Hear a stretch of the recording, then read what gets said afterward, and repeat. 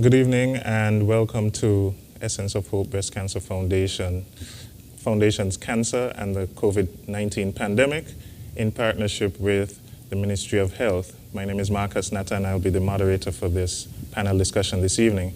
Before we get started, it's our pleasure as Essence of Hope to welcome the Honorable Minister of Health, the Honorable Akila Byron Nisbet, who will give brief remarks. I am delighted this evening as Minister of Health to join with the Essence of Hope Breast Cancer Foundation as they continue to do the good work of awareness and support for breast cancer and persons living with breast cancer. This year, the awareness campaign comes at a time when the world is facing a pandemic, COVID-19. And the question we face in this month of awareness is the impact of COVID-19 on cancer and breast cancer in particular.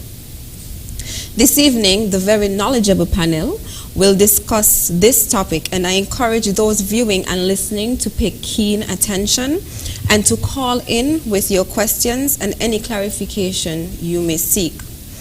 As we are all aware, Breast Cancer Awareness Month is celebrated in many countries worldwide. St. Kitts and Nevis is not excluded, to increase the attention and support of breast cancer and related conditions.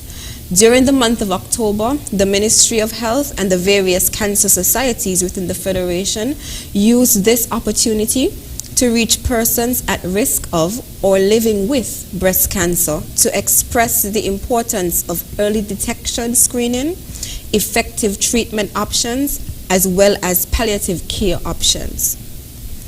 As I would have shared earlier today in Parliament, statistics on breast cancer tells us that there are about 1.38 million new cases and 458,000 deaths from cancer each year. Breast cancer is by far the most common cancer in women worldwide. To bring it closer to home, here in the Federation of St. Kitts and Nevis, our statistics tells us that St. Kitts and Nevis have recorded 175 new cases of breast cancer within the last 10 years.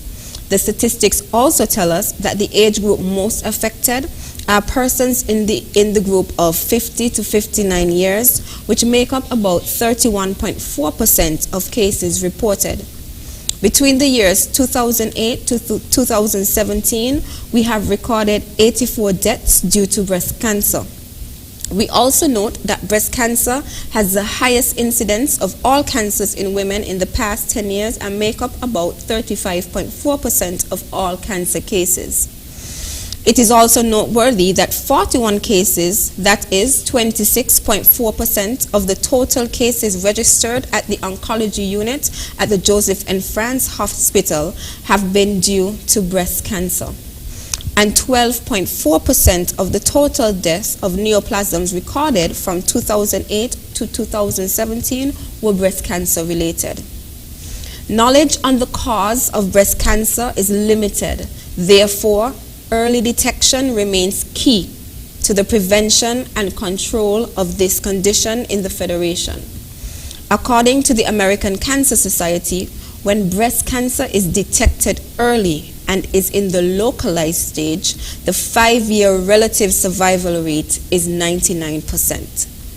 Early detection includes doing monthly breast self-exams and scheduling regular clinical breast exams and mammograms.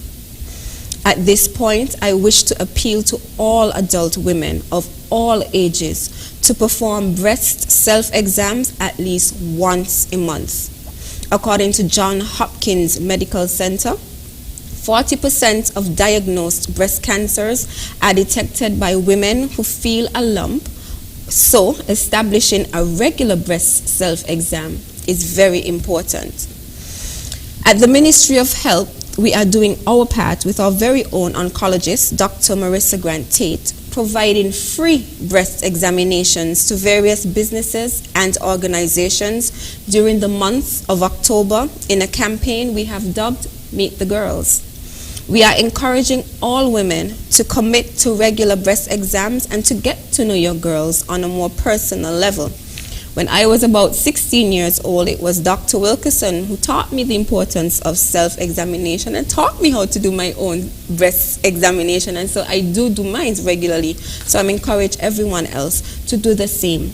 Get to know your girls, and that way we'll be able to help to increase early detection numbers, which would decrease cases of breast cancer patients registered at our oncology unit due to breast cancer, and even deaths due to breast cancer. At the Ministry of Health, we also urge our women to visit the health center closest to you.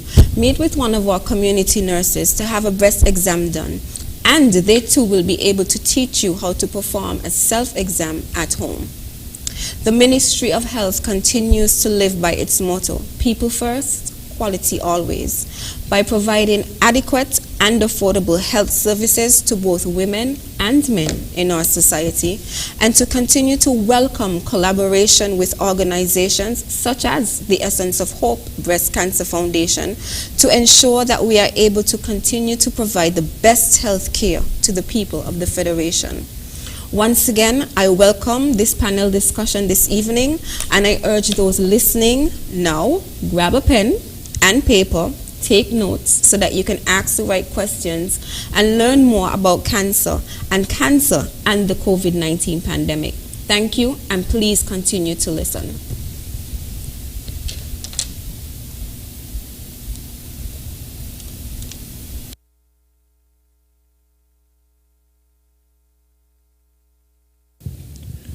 Thank you so much, Honorable Akila Byron Nisbet. And we know you had a very long day in Parliament, but it also shows your dedication to our cause and to our fight against breast cancer. The Ministry of Health jumped on board to support this particular program, and you have been an ardent supporter of Essence of Hope even before being a Minister of Health. So we truly look forward to your continued support as we continue to fight against this dreaded disease. So thank you so much again for your remarks. Thanks again for having me. You're welcome. We're going to take a short break, and then we'll return to get in depth with our panelists this evening. Thanks to the nation's unified response, the spread of COVID-19 has been contained. St. Kitts and Nevis, therefore, announces the opening of their border on October 31st, 2020. The success of this strategy requires effort on everyone's part. Therefore, self-health management is an important step in this process. Self-health management refers to the measures people take to manage their own health. You and I should remember to wash hands often with soap and water, or use alcohol-based hand sanitizer. Avoid touching your eyes, mouth, and nose. Take your temperature morning and evening. Watch for symptoms. Persons with diabetes or hypertension are reminded to take your medication regularly as prescribed. If you have no symptoms, you may carry out your normal routine and boost your immune system. When you are outside, avoid public spaces and wear a mask at all times. If you develop symptoms, put on a mask and seek medical care. Do not take public transportation. Inform the doctor of your travel history, any contact with confirmed or suspected cases, your occupation, and whether anyone around you has similar symptoms.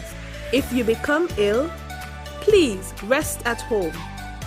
Wear a mask and isolate yourself from others in your household. If you share a bathroom, disinfect daily using 1 part bleach to 10 parts water. Everyone must work together to reduce the spread of the coronavirus when our border has been opened.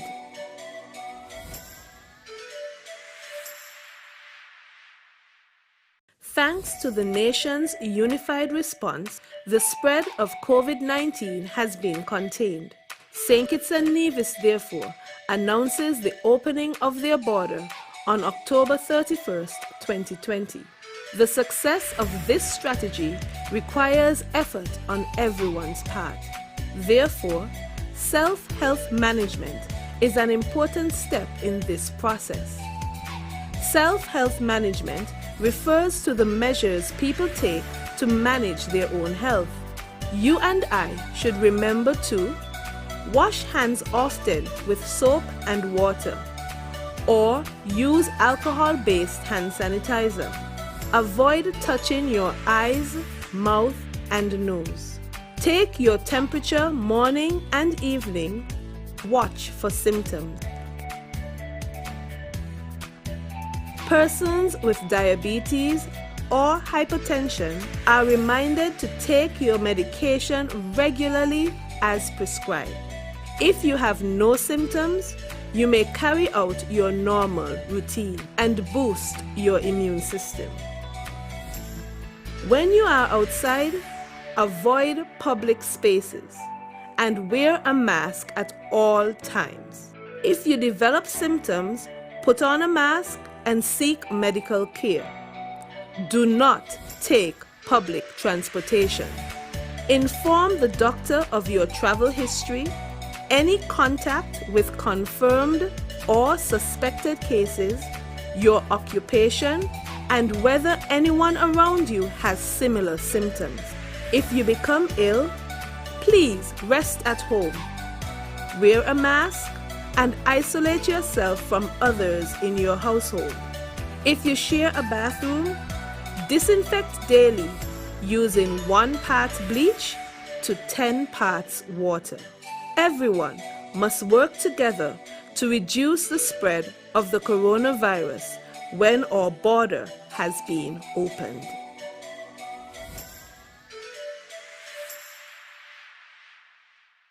Thanks to the nation's unified response, the spread of COVID-19 has been contained. St. Kitts and Nevis, therefore, announces the opening of their border on October 31st, 2020. The success of this strategy requires effort on everyone's part. Therefore, self-health management is an important step in this process. Self-health management refers to the measures people take to manage their own health. You and I should remember to wash hands often with soap and water, or use alcohol-based hand sanitizer. Avoid touching your eyes, mouth, and nose. Take your temperature morning and evening. Watch for symptoms. Persons with diabetes or hypertension are reminded to take your medication regularly as prescribed. If you have no symptoms, you may carry out your normal routine and boost your immune system. When you are outside, avoid public spaces and wear a mask at all times. If you develop symptoms, put on a mask and seek medical care. Do not take public transportation.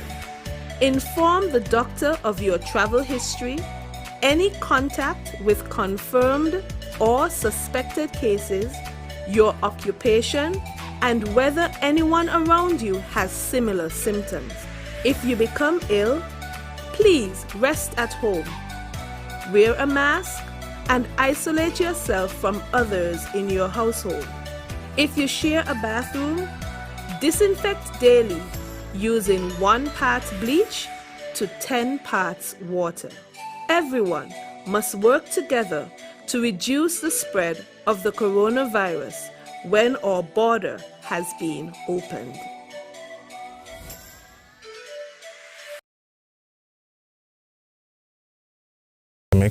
It's a partnership with Essence of Hope Breast Cancer Foundation and the Ministry of Health. And we just heard from Minister, the Honorable Akila Byron Nisbet, and now we'll hear from our panelists, and we have a distinguished list of persons here. To my immediate right is Dr. Cameron Wilkinson. Dr. Wilkinson is a past state scholar of St. Kitts and Nevis. He is a diplomat of the American Board of Surgery, a fellow of the American College of Surgeons and a fellow of the Caribbean College of Surgeons. He has been practicing as a surgeon here in St. Kitts and Nevis for over 20 years. Dr. Wilkinson is currently the chief surgeon at the JNF General Hospital, and he is the medical chief of staff of the health institutes in St. Kitts. He's a past president of the Rotary Club of Amigo, my fellow Rotarian, and he is a past president of the UE Alumni Association and the current president of the Caribbean College of Surgeons. Dr. Wilkinson is also a recent recipient of the Commander of the British Empire, CBE, and the Companion of Star of Merit for outstanding and meritorious service to the nation in the national service in a crisis, as he sits on our NEOC here with the COVID-19 pandemic. So Dr. Wilkinson, good evening and welcome. Thank you. Next we have Mrs. Latoya Matthew Duncan. She's a registered nurse and midwife. She holds a Master of Science in Public Health and Nutrition from the University of Technology in Jamaica, and she is currently the Nutrition Surveillance Coordinator within the Ministry of Health's Health Promotion Unit. Good evening, Latoya. And next we have Mrs. Diane Sweeney Keynes, who is a member of Essence of Hope, and she is also a breast cancer survivor and thriver, and we'll hear a bit of her story a little later. And next to her, the handsome gentleman there is her husband, Mr. Lesroy Keynes. He is a fire substation officer, and I know him being an avid coordinator and one who deals with the annual Summer Safety Program, which is conducted by the St. Kitts and Nevis Fire and Rescue Services. So good evening, Lesroy. So we'll jump right into it. And Dr. Cameron Wilkinson will define for us exactly what is cancer and also what is COVID-19. I've heard people talk about COVID-1, 2, and so on, but I know that's not the case. So Dr. Wilkinson will break it down for us. What is cancer? What is COVID-19? Okay, so cancer is an uncontrollable growth of abnormal cells in the body. Just as we have a normal life expectancy, 10, there are cells in the body that have normal life expectancy, some measured in weeks, some measured in months. For example, a red blood cell survives about 120 days. The cells lining the gastrointestinal tract, they turn over quite regularly. And there are mechanisms in place to control the growth of these cells. Sometimes when this mechanism is lost, then these cells start to grow exponentially, and they just continue to grow and grow without any control, and they form these clusters in the form of a tumor that we call a cancer. Now, the thing about these tumors or cancers, they actually are very metabolically active, and they take the energy at the expense of the host, meaning the person who has the cancer. And so while the cancer continues to grow and multiply and expand, it sucks the energy from the person, and the person continues to get smaller and weaker, etc. These tumors too, they have the ability to spread into the bloodstream or through the lymphatics, and so they can go to distant sites, which is called a metastasis, and start growing again.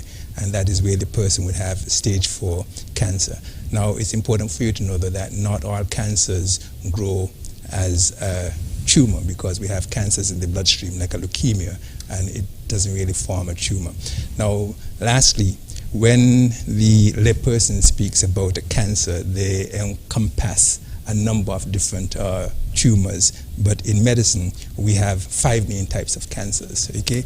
We have the carcinomas, which are tumors that originate either in the skin or the lining of internal organs. So if you have a cancer on the skin or in the mouth or in the stomach, in the colon, in the cervix, those are called carcinomas. We can also have tumors developing, that is malignant tumors, in bones or cartilage or the gristle or muscle or other soft tissues, and those are called sarcomas or soft tissue tumors. We can have a cancer or tumor developing in the blood or the bone marrow. Those are called leukemias. We can also have a cancer developing in the lymphatic system, the immune system. Those are called lymphomas. And we can also have a cancer developing in the central nervous system, that is in the brain or the spinal cord, and those are called central nervous system tumors. So those are the 5 main groups of cancers that you can have. And of course, we know that in women, a very common cancer is breast cancer, and in males, a very common cancer is prostate cancer. But it can affect anywhere in the body and can metastasize to anywhere. Okay, I think that was an excellent definition. I think everybody now grasps that concept. Now, what about the COVID-19? Because that's a big topic. So how would you define that for us? Well, I'm going to start off by saying that coronavirus is a large family of viruses that commonly cause illness in animals and humans. And they are called coronaviruses because when you look at them under the electron microscope, the proteins on the surface of the virus is in the form of a crown, and that's why it's called a corona or coronavirus. And in humans, they have been causing problems for quite some time. They can cause as simple things as the common cold to severe respiratory infection. For example, most of us would have heard about SARS, or severe acute respiratory syndrome, that broke out in China in 2003. Okay, that epidemic was brought under control. Now, recently, virus was discovered in Wuhan, China, in December in 2019, and that virus is called SARS-CoV-2. And the reason why it's called SARS-CoV-2 because it's a coronavirus similar to the virus that caused severe acute respiratory syndrome, SARS, in 2003. And so that was the first one, and this is called SARS-CoV-2.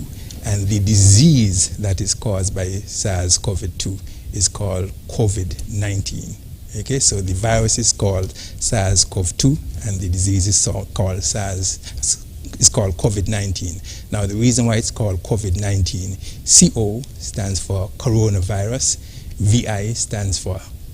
CO stands for the corona, VI stands for virus, D stands for the disease, and 19 because it was discovered in 2019, and that's how we get COVID-19. And we know that this now is a pandemic that affects the entire world, and it has influenced our lives here in St. Kitts, both economically and from a medical standpoint. And so I hope that explains. Yes, I think so. So it's not that there were 18 previous COVIDs.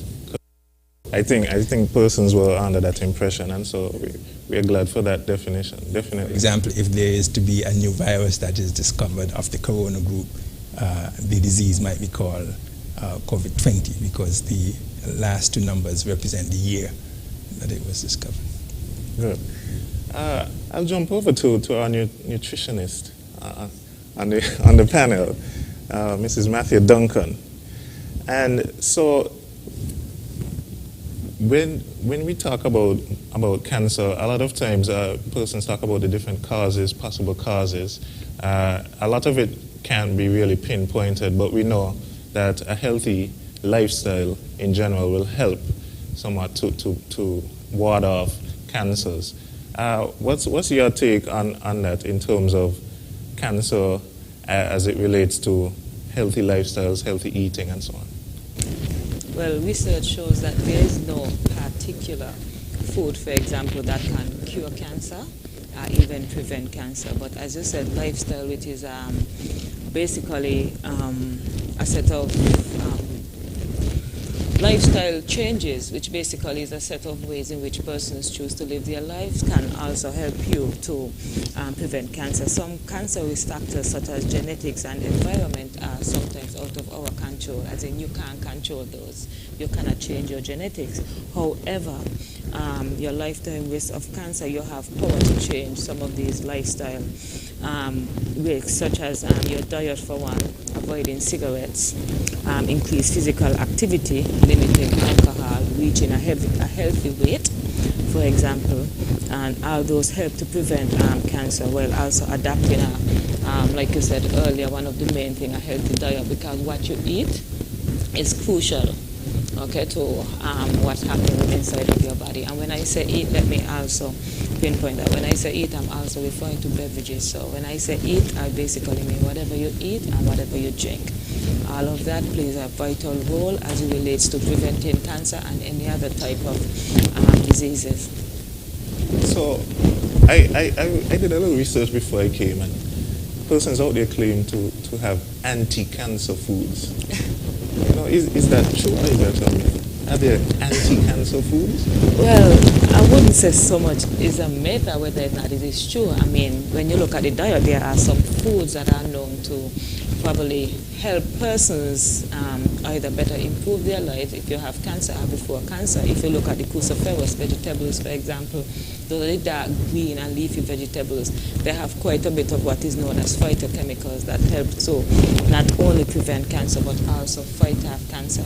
So there are, what shall I say, there are a lot of myths associated around cancer, and nutrition will always be one of those things that is you would have to keep doing continuous research in order to prove some of these things.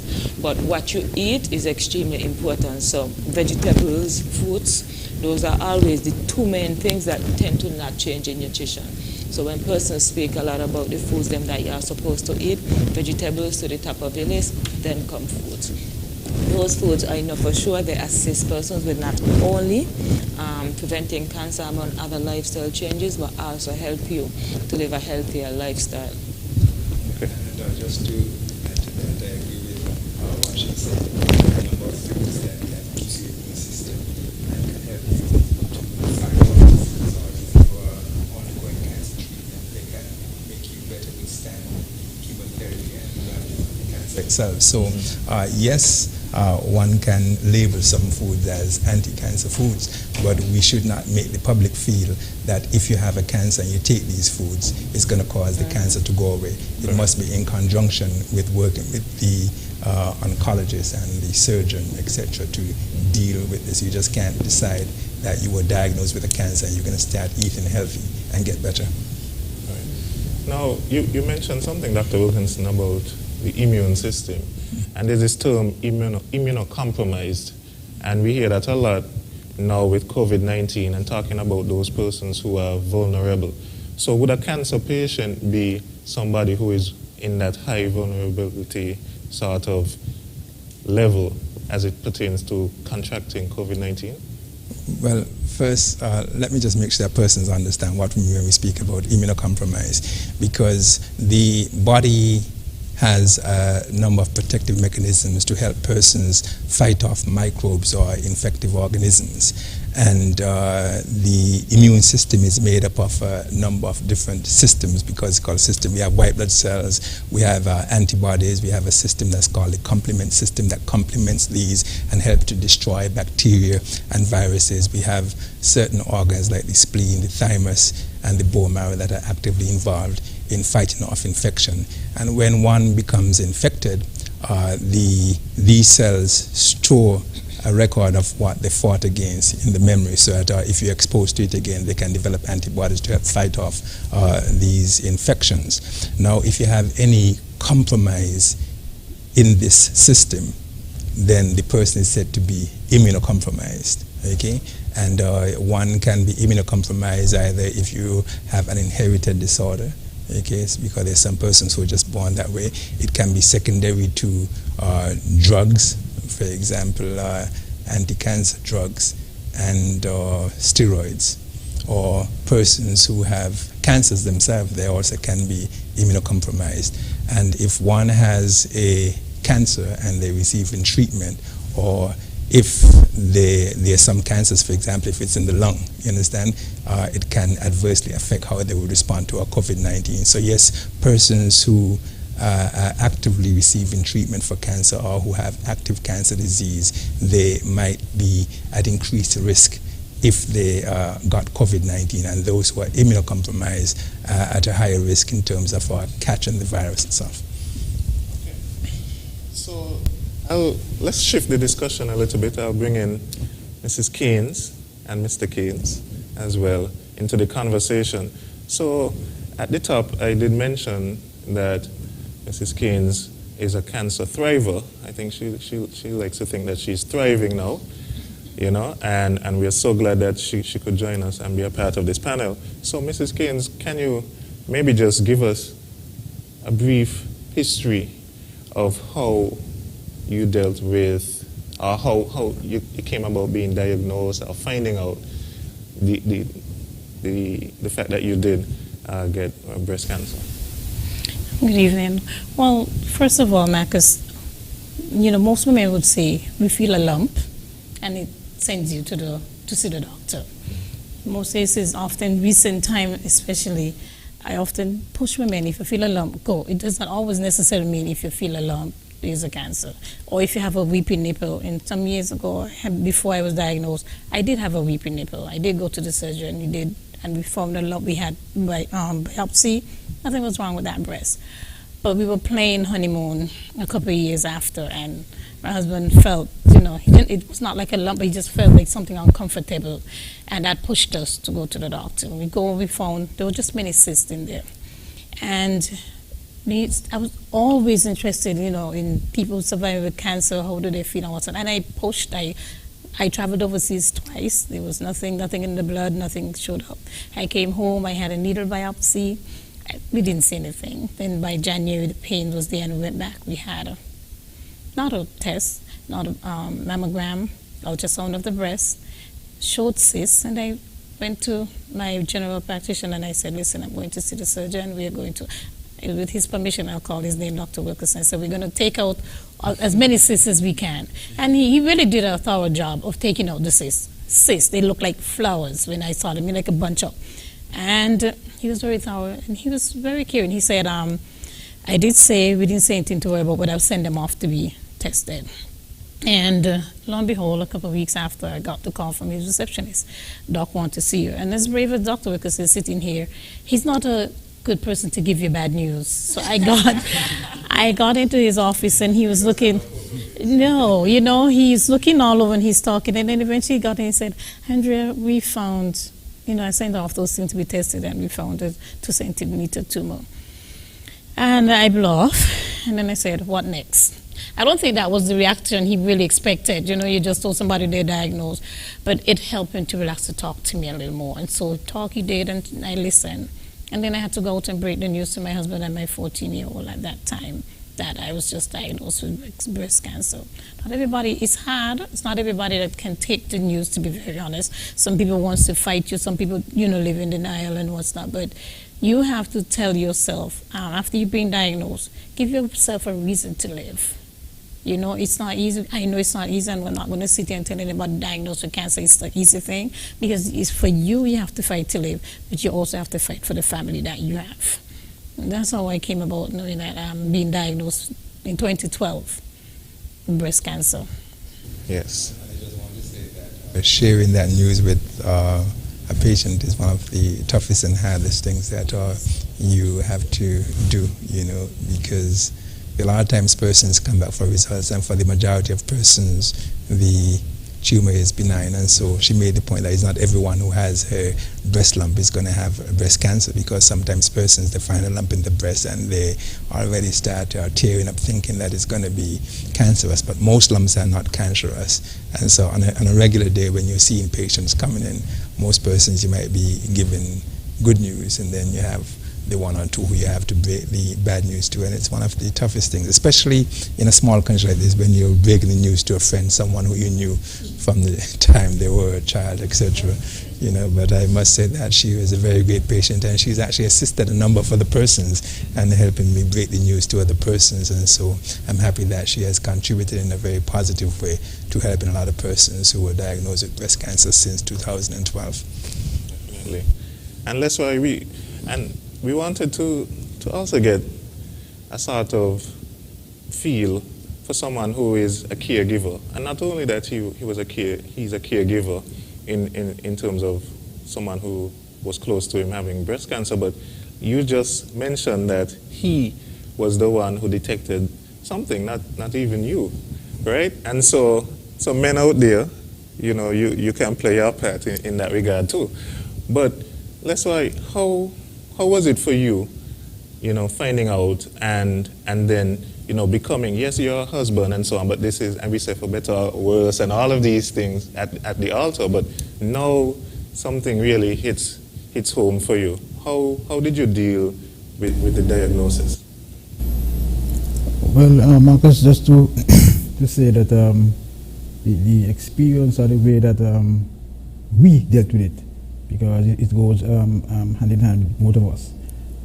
Because of the way she break the news to me or to us, made me feel a bit calm, because as Dr. Wilkinson said, when she get the information, she was not scared, she was not hysterical, she came out calm. And with my experience within the fire department, I saw this experience challenge as one of the emergencies where, you know what I mean, we don't run away. We as fire officers run into the fire. So I see that together we have a good relationship and we fight the battle together. So I see that I was not scared, you know what I mean. But I saw it as a way for us to get closer and to come out winning, fighting the battle. Congratulate him for the support that he has given to his wife, because over the years, you see women who've had mastectomies or women who have had their uterus removed, etc., and it puts a lot of stress and strain on the relationship, and sometimes the relationship ends because the spouse cannot deal with all of the things that come with it, and he has been a rock of support, for her and for other persons also. But just on a lighter note though, years ago someone did a study where they said that right-handed men tend to find lumps in the left breast.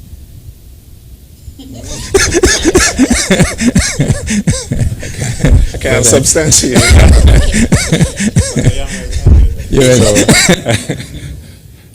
The point I want to be, you should examine both breasts. Yes, whether you're right or left-handed. Yes.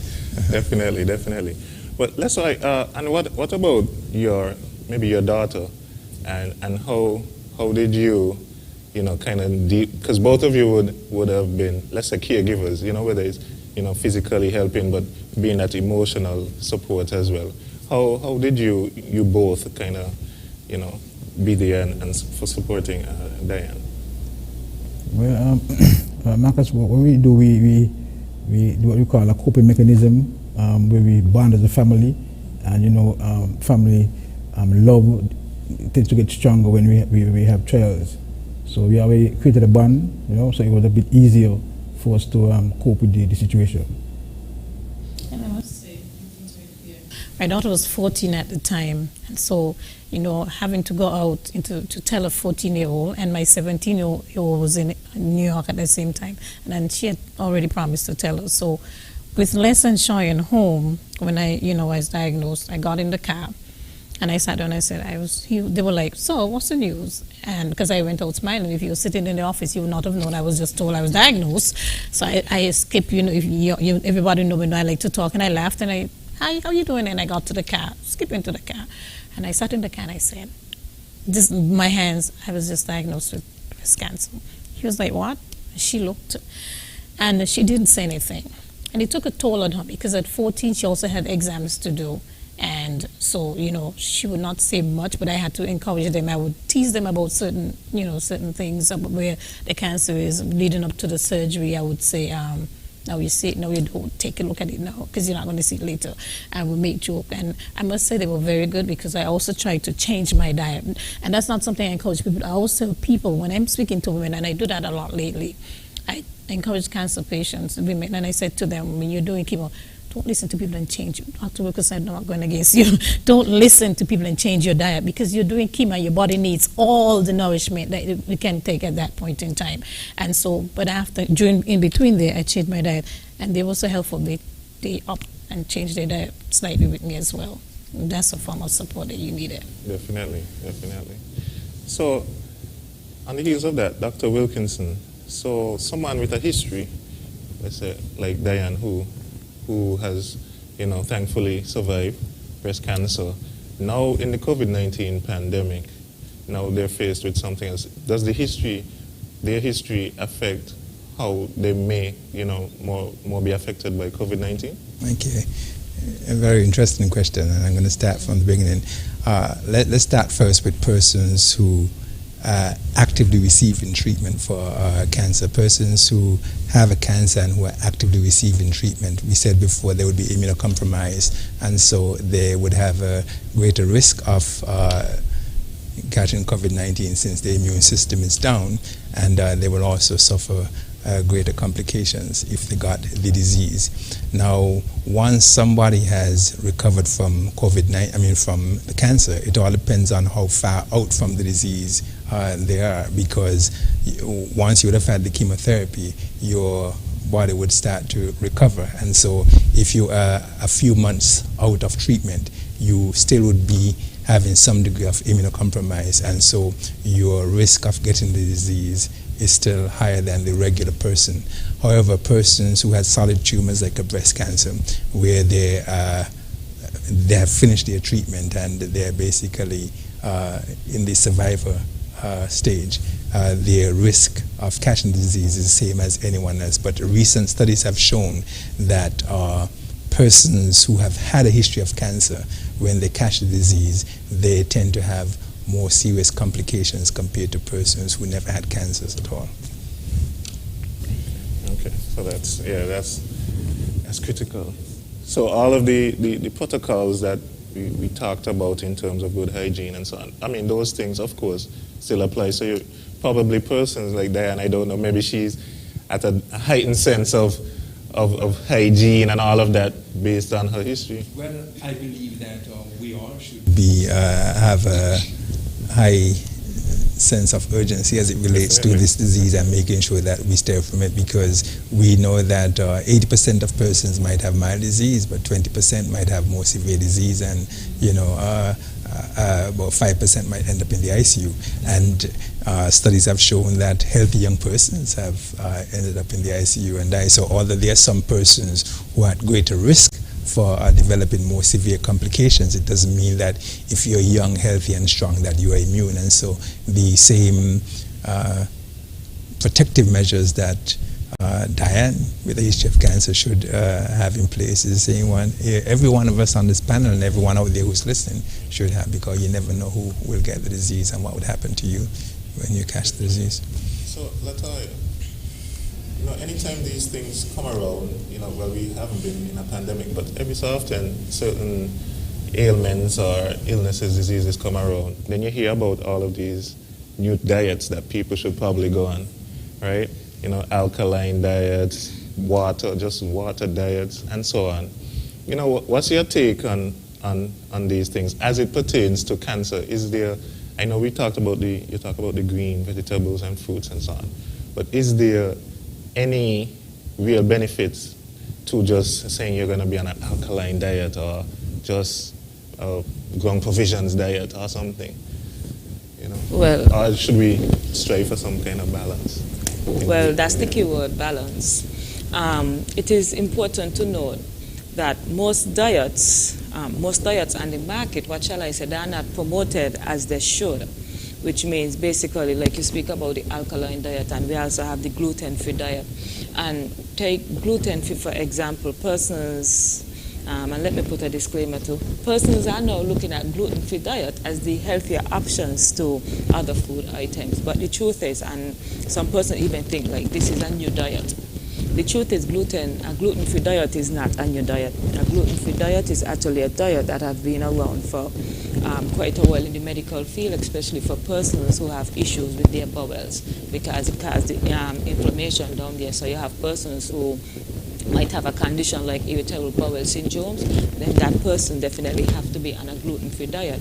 Now, alkaline diet, which is one that is also trending recently. The thing is, alkaline diet, well, Dr. Nata, you're a scientist. Now, the thing is, you cannot, when you look at cancer cells and you put them in a petri dish and you try to use alkaline-based foods or acidic foods to see whether or not which one would actually either increase the growth of cancer cell or kill cancer cell, you cannot match it to what's happening inside of the body. The truth is, when you think of how the body is made up and how all of the system functions and the organs, take the stomach, for example. The stomach is highly acidic. So no amount of alkaline food could change the acidity of the stomach. Your blood now is alkaline. No amount of food that you eat can change the pH of the blood. So in truth and in fact, a lot of the diets that are really being promoted, they are not being promoted in the way like they should. Of course, I'm not against persons eating some diets that might have a lot more health benefit than usually the one that they tend to look to, because sometimes there's some positive in that. But you have to be careful how you decide to choose some of these diets. Let me go back to gluten-free. I don't think I could get enough of the gluten-free diet. You know, I really can't get enough of it when you're going to supermarkets and you keep seeing packages about gluten-free, and then you hear about foods that are gluten-free. Foods are naturally gluten-free. So there's nothing new about that.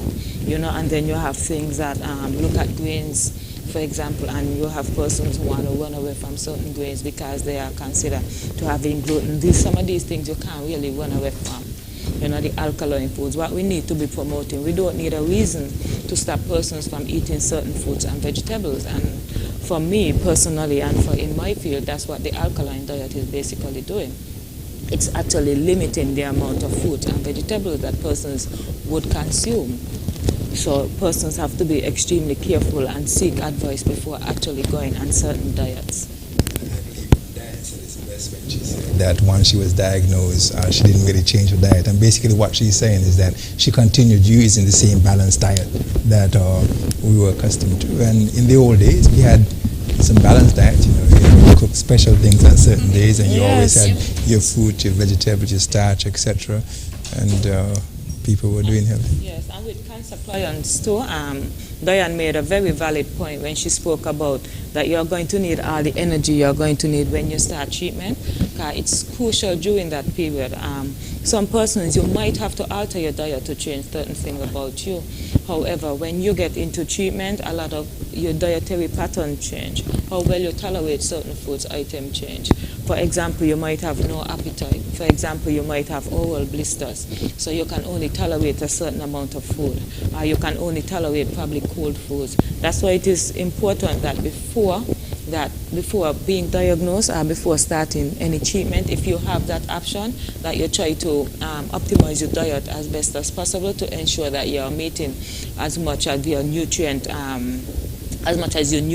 required as possible. So it's not to wait until you get a condition to start eating healthy. It's actually to start now. And I mean, food is actually a part of our culture. Food is a part of how we socialize. So I'm not saying that you have to stay away from all certain foods in particular, but you don't make these food items. I mean, I don't think I have to list them. There are certain foods, fried foods, for example, high sugary foods, that you don't make them so much a part of your diet where you have to consume them every day. I'm not saying that you can't have a piece of fried chicken now and again, or you cannot have high-fat food now and again, but you have to tailor them in a way that they do not become a routine part of your diet.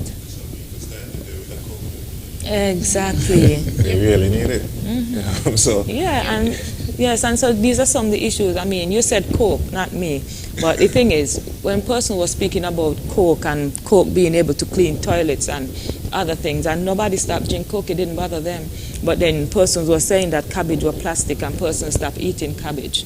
But yet persons won't stop drinking Coke even though you see these infomercials or commercials with dirty toilets and you throw in Coke and it fills up and then you have a clean toilet. But persons hear about plastic cabbage and persons stop eating cabbage.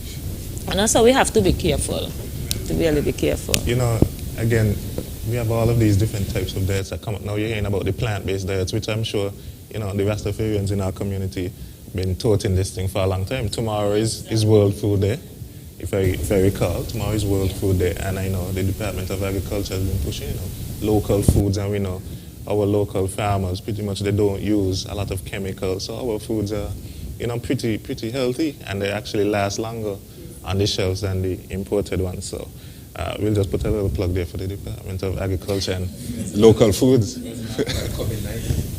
That, you know, if you drop a seed on the ground here in St. Kitts with our fertile soil, it will grow. And a lot of us started eating locally, which is what we did many years ago, with foods that are low in chemicals, etc. I believe it's something we need to continue when we get out of the pandemic. Even now we're seeing in the supermarkets cage-free birds and free-range chickens. That's yard fowls, right?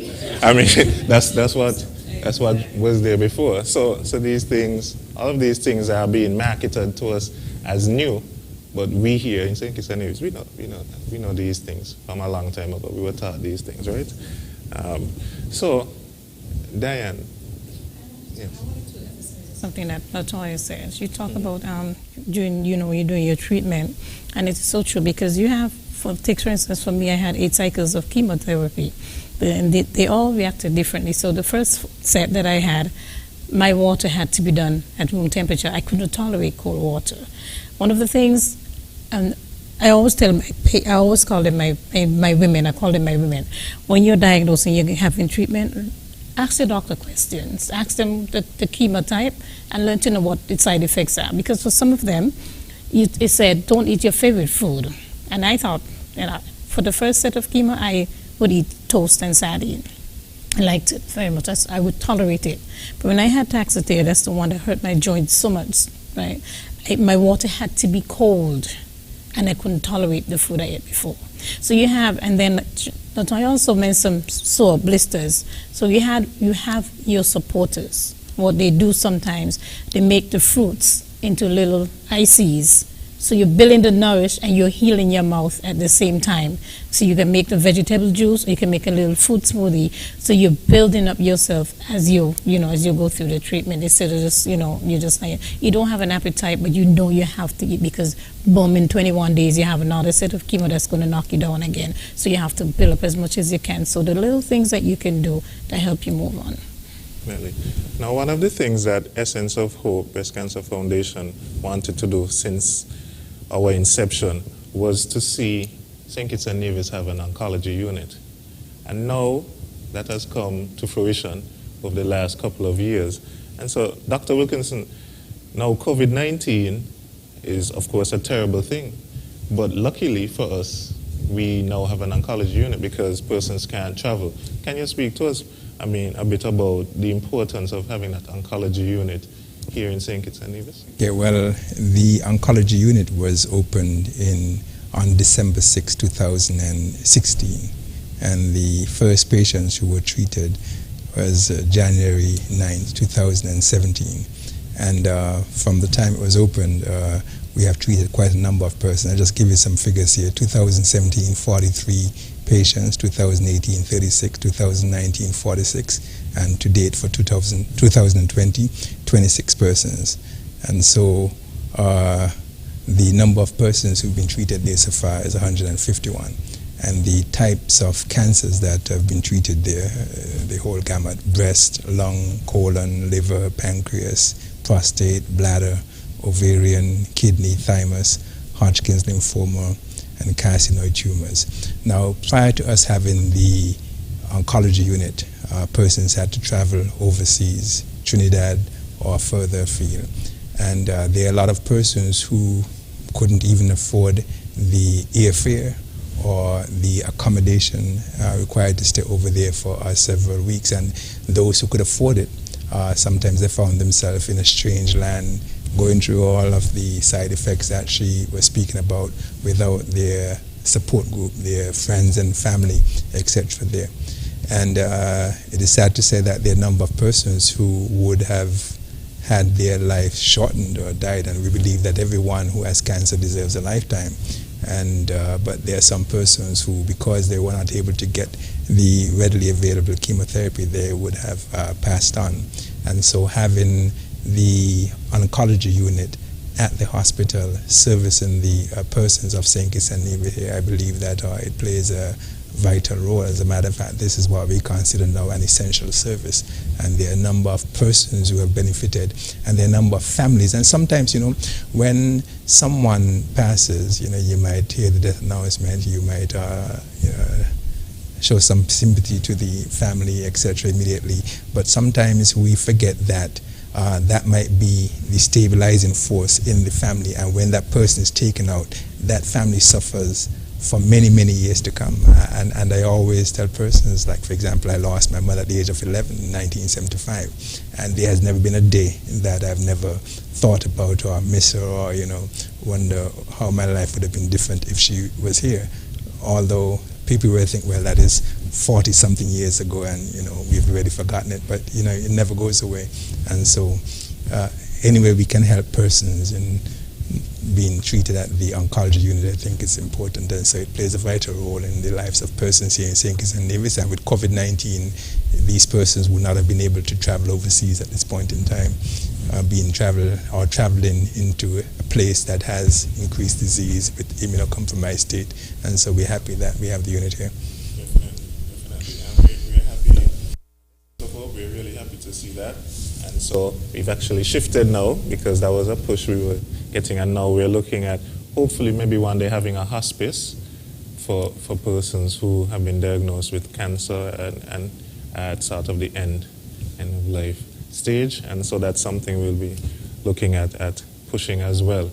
But Diane and Leslie, maybe you can speak to the, as Dr. Wilkinson went a lot into the emotional side of things, because we don't often think of that. We think, of course, of the cost, the financial cost, but we don't think about the toll it takes on persons emotionally, because the financial cost could lead to stress, having to see those huge bills and all of that. And like Dr. Wilkinson said, it could maybe lead to breakups of marriages and relationships. How would you, or what advice would you give to persons who are going through that and dealing with not just the financial stress, but the emotions that go into dealing with the cancer diagnosis and then being there for the person and being supportive and so on? I want to say, Mr. Nato, that the support system from the family and the friends, the close ones, is something very critical when it comes to the survival of cancer. Some persons think cancer is a death sentence. My wife, during the her transition from the cancer, she educated us. When she's educated, she go and research, and because she did the research, she sort of prepped us. This, when she do this can happen. So as I say, the coping mechanism I mentioned earlier is very important, and through the education, which educated us what to look for. For example, I could recall vividly when she went to Trinidad, and they have something what they call pre-meds. Before you get your treatment, you have to take some pre-meds. And I think it's about 5 to 6 hours before. And I would always keep that in mind. Only got to take your pre-meds. Make sure she takes your pre-meds. When we go to the oncology center, sometimes and we have this chemotherapy looking red. And when she take it, sometimes her pressure goes up. So wait there by her and say, honey, relax. So when the pressure goes up, it beep. And when I tell her relax, it goes down. So that's just my little experience when I share, and it's embedded in my mind. And I say this all stems from the love for each other. You understand? And that's one thing you must have for the individual. And some of the men, I just want to say, do not run away. Do not run away from the challenge. Get the challenge. Just imagine, look at it as a battle. Imagine you're a soldier and you're going to battle, and you want to run away. When the fire get hot, or when the heat, you start to pelt on you. You can't run away. We will put on the earth as men to support the the female gender. So I just want to encourage the men out there, the significant others in the relationship, do not run, just stay and fight the battle, and you're going to come out victorious. And as you go older, you go older and you get to appreciate your companion. Definitely.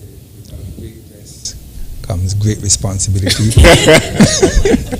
including dealing with disease and stress, and so you can't run away from your responsibility, and that's part of your responsibility. Yes, definitely. Mm-hmm. So, I would hope there are not many people out there who are going through something like this alone, because I can tell just from listening to Leslie that, for somebody being diagnosed with cancer, if they're going through that just by themselves, the toll that can take, and like you said, that alone can actually lead to other, ailments, from stress and depression and so on, that could shorten their lifespan there. There's one thing I want to say, because Diane hinted at it, but I just want us to make sure that we get it out there, because it is not everyone who accepts the diagnosis the way Diane accepted the diagnosis, and sometimes persons run looking for a second, third, fourth, fifth opinion.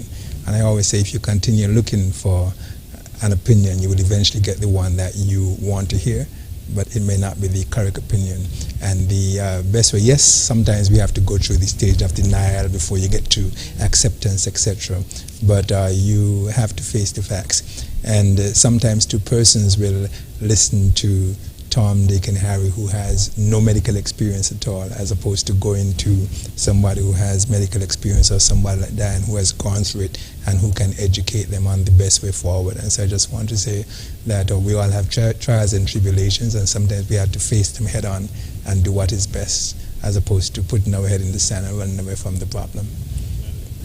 Just before we... Go ahead. Yeah. And in relationships, and there's two scenarios. I remember one of the persons I talked with, her significant other was going to the doctor with her, and she was diagnosed, and he said, I'm going to be there for you. He went to the doctor once or twice, and by the third time she was going to the doctor, she was asked, well, where is he? And you know what she said? She said when he left the doctor office, after hearing all that she's going to go through, he told her, I can't deal with you. I can't. And that alone is devastating, because you're already stressed about the disease that you're going through. You have to face. I remember when I was diagnosed, I mean, it was expensive. We're not rich people. But my first thought was, what happened to people who are not insured?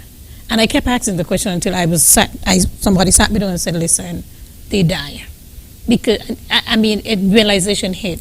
They can't afford to pay the bills. They can't afford to, to be looked after. And so in that time, this is where we need to give that kind of support, strengthen them, help them go to talk to them, cook a meal, encourage them. And like Dr. Wilkerson said, oftentimes, if somebody's diagnosed, people like to tell you, don't do this, because, this is not made right for you, or this person lived longer without doing the treatment. I mean, you must know what works best for you. For me, I had 2 teenagers, and I had a husband. We were young in it, and I wanted to survive, especially for my children. And so you do everything you want to be there for your family. One of the first things that the oncologist said to us, and he saw us as a couple, is that breast cancer breaks up marriages. He said, you got to know what you're, and he spoke with him, he said, you got to know what you're in it for. She needs the support. And it just does not break up marriages. One of my brothers would not come by me, especially when I started losing my hair, because he was afraid that when I start losing my hair, this is the end. And so it breaks, if you don't know to talk to your family, it also breaks up your family. You don't want to have all that added stress going through what you're already going through. And as you mentioned that, I know here in St. Kitts and Nevis as well, we're seeing the need for more mental health services, and I think we've been boosting that. And these kind of situations are ideal for that. So we have some good persons, I know, right now in the mental health field. And so hopefully persons remove the stigma, talking about it. I know Essence of Hope, we have this, we have some shirts, and we have this campaign where we say secret skill, talk about it. Because many women and men too, men, well, we don't like to go to the doctor, so if we feel a pain, and unless the pain making us not move at all, we're not going. And men do get breast cancer as well, so we have to be mindful of that. But just before we close, we're going to open the lines for any calls and questions that persons may have.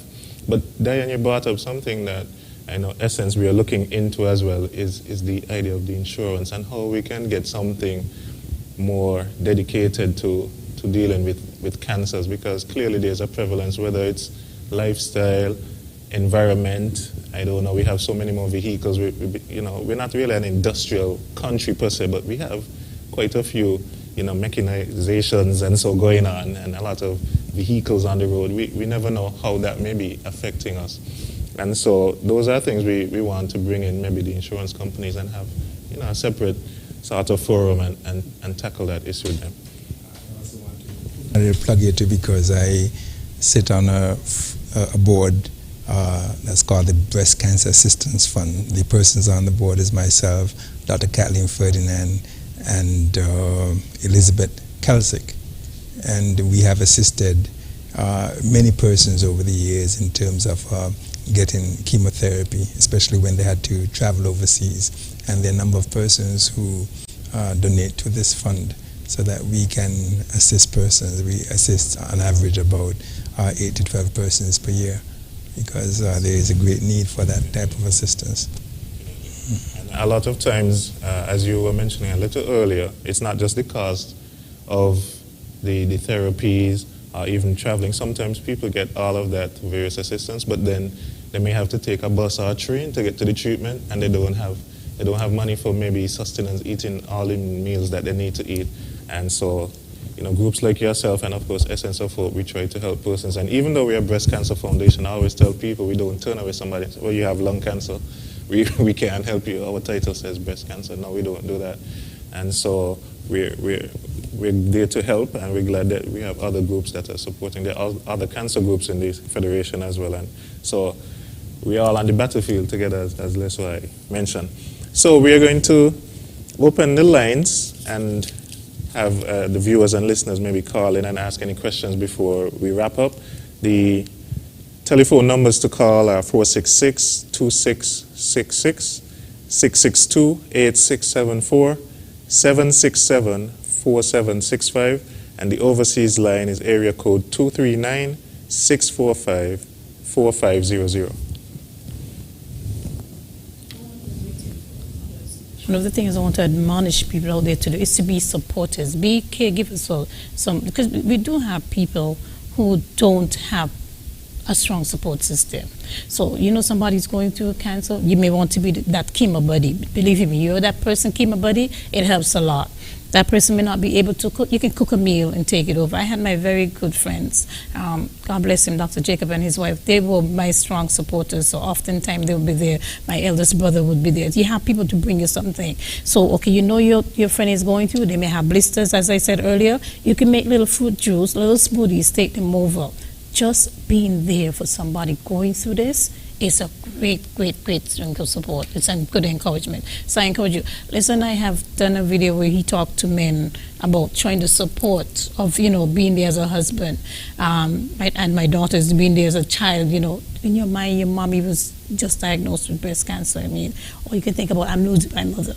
As my 14-year-old said, when I first went off the chemo, she never thought I'd come back. And so you need to encourage, and I think we need to, even like people who have been outside there, we need to talk to people, build them mentally, to prepare them for a lot of this that's going on. Because when we were little, our parents didn't talk about cancer. It was always the C word. And we have the numbers are young. I've had a friend recently, I'm 35, was just recently diagnosed. The numbers are getting younger. So we can't stress anymore on examining yourself. And sometimes when people go to the doctor, it's late. You feel something off, go ahead. About in the past, persons didn't discuss these illnesses, because sometimes you might have a patient and they do a biopsy, it comes back positive for cancer, and they will say that this can't be so because this is not in my family. And I always have to remind them that years ago, persons passed away. Sometimes we say they died from natural causes, or you might have had a woman in the village who you just didn't see her and she passed away. And you had no idea that she might have been hiding some venous disease on her leg, or a cancer, or some bowel problem, etc., because people were very secretive about these things. And we're happy now that we have persons like Diane and others who are coming out and sharing their stories, so that persons can learn from what they have gone through. And it's good to share these things, not just about cancer, but about mental illness, etc., because you mentioned mental illness, because there's a lot of stigma and discrimination associated with that. I had a student was taking a history just the other day, and they asked the person if they had mental illness, and everybody looked like if they were shocked and surprised that they were asking that question. But it's something that we have to discuss. Definitely. And one of the things that you mentioned, Diane, is the idea that persons are waiting late.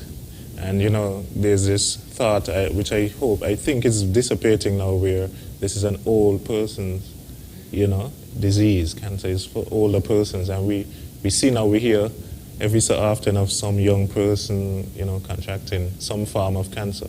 I was 12 when my father died, and he was only 46. He died from kidney cancer, and he was just 46 years old. And I just turned 40 the other day, right?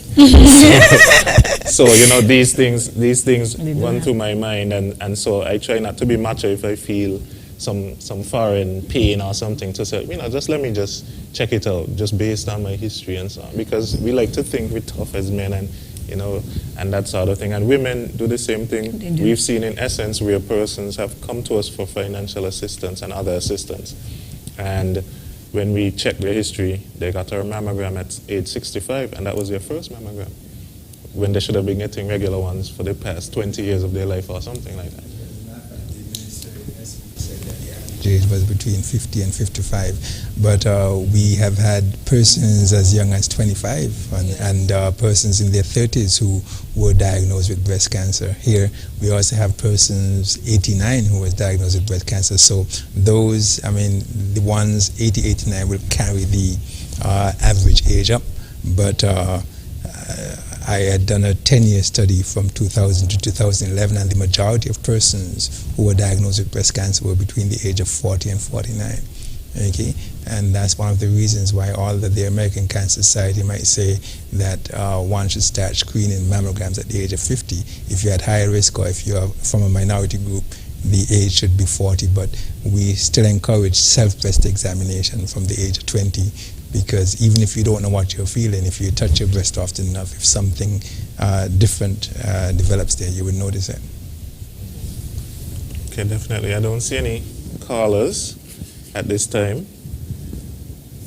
So we'll just continue our discussion with Latoya. Yes, so Latoya, again, we've talked about the foods and so on. But in terms of physical activity, I know you're a nutritionist, yes, but that also ties into it. So how would you tie in that aspect, the physical aspect, with the nutrition? So earlier, we spoke about healthier lifestyles, and physical activity is one of them. I always encourage clients, regardless of your size, that is very important that you do physical activity regularly. And when I speak about physical activity, I'm not speaking about the casual walk, the little jog. Whatever you do, you have to get your heart rate up. You have to get your heart rate up. If, for example, you're somebody who probably today I start the bypass road and it took me probably 20 minutes for me to actually walk fast enough from one end to the next, then after you have reached that ability where you no longer get your heart rate up, then you need to go further, then you need to walk to forgive it. So it's very important that you also do physical activity along with a proper diet. Okay, so we have our first phone call. Caller, good evening. Hello, good evening, good night. Thanks. I just want to find out if there's a relationship between estrogen found in plants and breast cancer. Is there a relationship? Thank you. She said, is there a relationship between estrogen found in plants and cancer? Yes.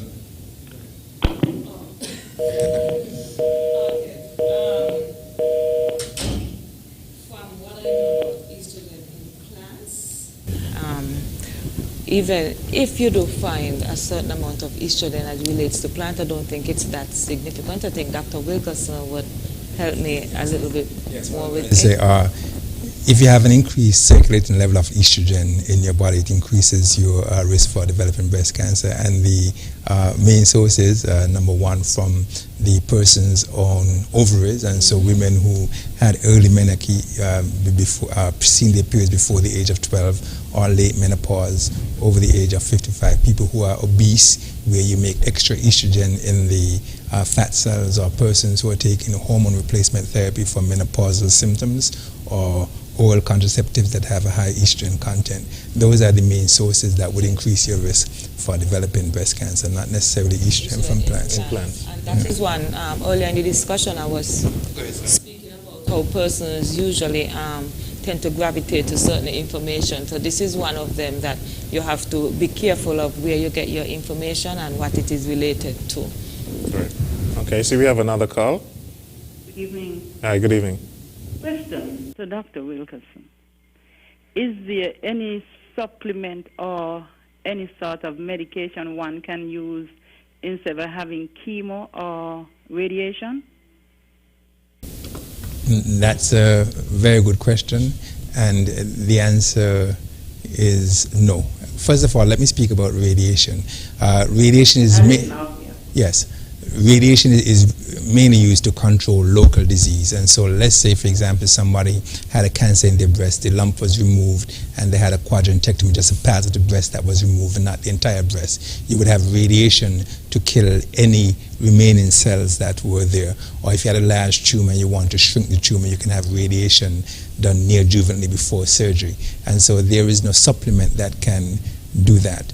Also, if you have disease that has spread to the lymph nodes or in distant sites, a supplement might help to boost your immune system, but it would not do what the cancer chemotherapy would do in terms of attacking different stages of the cell cycle to kill the cell.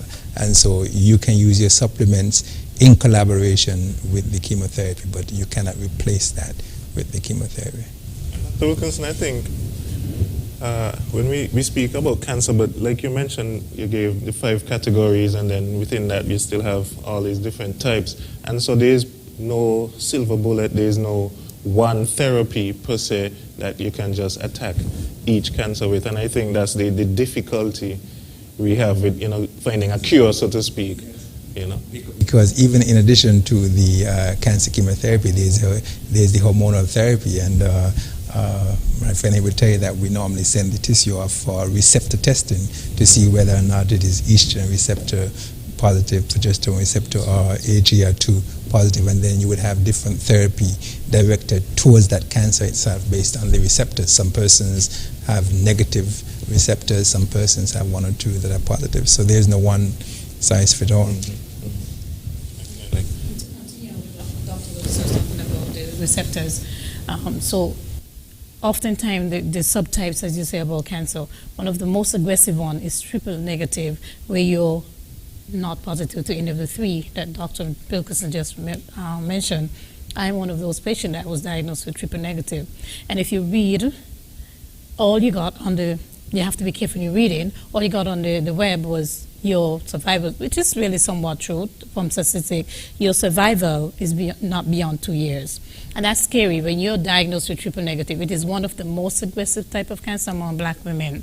And so, and there is no after chemo treatment, but a diet and exercise. Like you said again, a lot of these things, you don't have a targeted medicine after. Okay, so we have another call. Caller, good evening. Hi, good evening. My question is for Dr. Wilkinson as well. I was wondering, just tonight you guys also mentioned that you have found cancer patients, breast cancer patients, as low as age 25. However, when it comes to the mammogram, if you're trying to do one, I guess it's yearly as a part of your annual checkups, you're told that you have to be, I think, age 40. Is there any consideration in terms of changing that age to accommodate more persons, considering that now you find that you have younger patients being diagnosed with breast cancer? Okay, good question. Now, the majority of cancers occur over the age of 40. What I was saying is that there are always outliers, and so we've had 1 or 2 persons who were diagnosed at a younger age, and that doesn't necessarily mean that we need to change the rules to accommodate these, because then you'll be doing a lot of unnecessary mammograms. Secondly, in the younger breast, the breast tends to be dense, and so the mammogram will not pick up a lesion if it was present. But there are other things that persons can do, because we speak about self-breast examination. One can also have an ultrasound, and so there are a number of other things. So it's not that, well, you wait until you turn 40 and then you start to think about breast cancer. So although the mammogram is recommended from 40, there are other things that you can have done before, which is the ultrasound, the breast self-examination, and in some centers, persons even use the MRI if you are looking for certain lesions. So I hope that answered the question. Yeah. I think you did. So I don't see any more phone calls, and I know we're just about out of time. So I want to thank the callers for those great questions, and I will begin our wrap. I think we had a great discussion this evening. I hope it was informative for those persons who are viewing. And I'll just start with Leslie and work my way back. So Leslie, your closing remarks for us this evening. Okay, my closing remark is simple. Real men raping, join me in continuing fighting. That's it. I like that. Yeah, the point.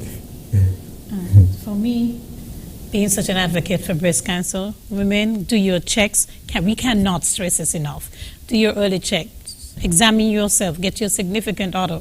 Mine was the one that found the cyst hidden in my breast. Go to the doctor. Not every time you find a lump, it's cancer or weeping nipple. You have to have good support systems. So if you know someone outside there that's going through cancer, give them the kind of support that they need. Not always financial support that go a long way, but you can also give them the support of being there. Go to the doctor. Right now I'm speaking, and we talk about the age group. I have like 5 women I'm speaking to, and none of them are 40 years old, and all of them are cancer survivors. So get your checks. You be supportive to someone who's going through cancer, and be there for that person. Okay. Research shows that there is no one diet or food that can cure cancer, but proper nutrition can help you feel your best during cancer treatment if you're a cancer patient or even a well individual. Avoid cigarettes, limit alcohol intake, try to reach a healthy weight, get regular exercise are all great steps for preventing cancer. Adopt a healthy diet can also play a vital role. What you eat and don't eat can have a powerful effect on your ability to ward off certain diseases, including cancer and other NCDs. Okay, well, I just want to tie in cancer with COVID-19 because we already said that persons who are undergoing treatment, they are at increased risk, and we all can be exposed to the virus. And so I just want to say to everyone, first, we need to try to avoid any amplifying events, that is, avoid crowds, closed spaces, and close contact with persons. And closed setting could be church, it could be a party, it could be a sporting event, because sometimes people think, well, it's okay for them to be in a crowded church, which is separate from a crowded party, but all of those. All of the. Secondly, I want to say that we need to protect the vulnerable one among us, and so it is not enough for the person who has cancer, or the person who has diabetes or hypertension, or who is elderly to stay home. You can't be a young person living with that person and going out to these amplifying events, because you can bring the virus back home, and your loved one can end up dead because of you. And lastly, I want to tell persons that you need to educate yourself about COVID-19, about cancer, etc., because knowledge is power, and once you know what to do, then you can protect yourself. Gone are the days when the doctor had this little black bag with all of the answers, and so you can read up and get all the information yourself online, so that when you come to see your physician, you're well informed. Definitely. So thank you so much, panelists. I know you had long days at work, and you were able to come here this evening and give us some good knowledge, technical and otherwise, and we really appreciate that. So on behalf of Essence of Hope, Breast Cancer Foundation, again, thank you. I want to thank the Honorable Akila Barron Nisbet, the Minister of Health, who is an ardent supporter of all we do here at Essence of Hope Breast Cancer Foundation. We were established in 2009. We're still going strong, and it's because of the support of persons in the community, corporate and otherwise, and so we are truly grateful for that. I also just want to point out that, of course, the month of October is Breast Cancer Awareness Month, and our activities continue. We have, coming up this Saturday, Soca Size, and that's again pointing to what Lataya was talking about, maintaining a healthy lifestyle. So we want to encourage persons to come to Netball City at 5:30 on Saturday for that soca/exercise event going on, right? And then on the 24th, we have one of our members, I can call her a member of the Essence of Hope family, Evangelist Bridget Blucher.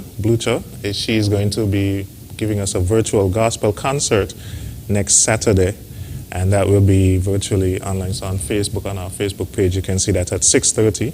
And then the last Friday of every October, we always dub as Pink Friday, where we invite the entire country of St. Kitts and Nevis to paint the country pink, wear something pink, and help raise awareness for breast cancer. We encourage employers, schools to talk a little bit about breast cancer as well. And the last Saturday of every October, and this month, it's the 31st of October actually, is our Pink Walk, our annual Pink Walk from Caribbean Cinemas to Frigate Bay Lawn, which begins at 5:30 a.m. So we again ask persons to come out and support that event. At Essence of Hope, we don't only operate in the month of October. Of course, our activities are amplified in the month of October, but we work all year round. Cancer has no knowledge of what year it is, what month it is. It doesn't even care about COVID. It doesn't care about how much pink we wear during the month of October. So we try to work all year round to support persons. And so again, thank you so much for tuning in. Thank you to the members, staff, and board of ZIZ Broadcasting Corporation for facilitating this panel discussion, and we really hope that it was informative, engaging, and enlightening for you. Thank you so much. Have a good evening.